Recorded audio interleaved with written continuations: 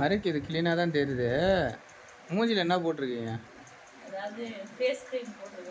Face கிரீமா?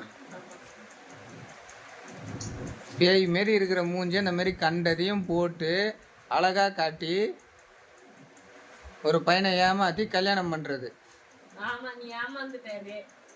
எல்லா பெண்களுக்கும் இதுதான் வேலை. மைதா மாவு, அப்புறம் என்னது, கேரட்டு, தக்காளி, பீட்ரூட்டுன்னு போட்டு எல்லாத்தையும் போட்டு விலையை ஏற்றி விட்டீங்க. மொத்த விலை ஏறி இருக்கிறது உங்களால தான். பார்லருக்கு போகாம உனக்கு வீட்லயே நான் பண்ணிக்கிறேன் பாரு, அதுவே உனக்கு பெரிய விஷயம். பார்லருக்குலாம் போனா மாசம் 10,000 வைக்கலாம். 10,000 மாசம் வருது.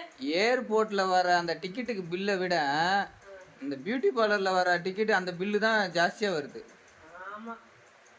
அன்னைக்கு போய் கேட்டோமே, அதில் எவ்வளோ சொன்னாங்க? நார்மல் சார்ஜே 3000 ரூபா சொல்கிறாங்க. ஃபஸ்ட்டு அதுல இருந்து தான் மேலே இருக்குது அப்படின்றாங்க.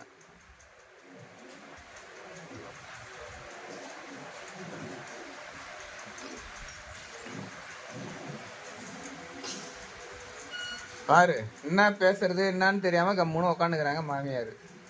என்ன செய்யுது? முகம் அழகாச்சுன்னா நானும் போடலான்னு யோசிக்கிறேன். பெண்கள் நானும் போடலான்னு யோசிக்கிறேன். நான் மட்டும் என்ன போட்டா எதுக்கும் அழகா இருக்கும்ல. எடுத்துட்டு வந்து போட்டு விடுங்க, அவங்களுக்கும் இருக்குல்ல. எத்தனை போ எது வேணாமா இருக்கு, சீதளமா இருக்கு. அவங்களோட இவருக்கும் கொஞ்சம் போட்டு விடுங்க. பார்த்துட்டு பொண்ணு போட்டுக்கிறோம், அதுங்க.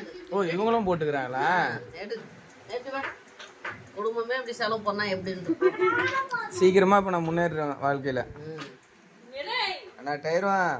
உங்களை மட்டும் நான் மறக்கவே மாட்டேன் வாழ்க்கையில. ஏன்பா? உங்களையும் இந்த சொந்தக்காரங்க எல்லாரையும். நீங்க எல்லாம் ஒரு முடிவு எடுத்து ஒரு நல்ல பொண்ணா பார்த்து எனக்கு கல்யாணம் பண்ணி வைக்காம இந்த மாதிரி மாட்ட விட்டீங்க பாத்தீங்களா? அவங்கள அந்த மாட்ட விட்டாங்க. உனக்கு பிடிச்சி நீ கல்யாணம் பண்ண, எனக்கு பிடிச்சி நான் கல்யாணம் பண்ண. இதுல எதுக்கு அவங்கள வலிக்கிற? இவங்க என்ன பண்ணிருக்கணும் அப்போ? சரி, பச்சை குழந்தையாச்சே, இவனுக்கு என்ன தெரியும்? எதுவும் தெரியாதுன்னு இவங்க தானே வயசானவங்க கரெக்டா முடிவு எடுத்துருக்கணும். வேணாண்டா, அவசரப்படாத. ஓகேவா உனக்கு?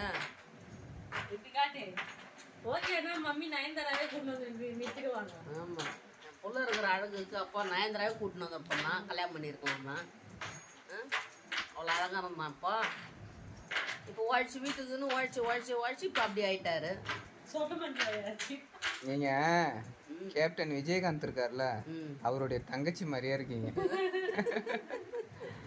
Very very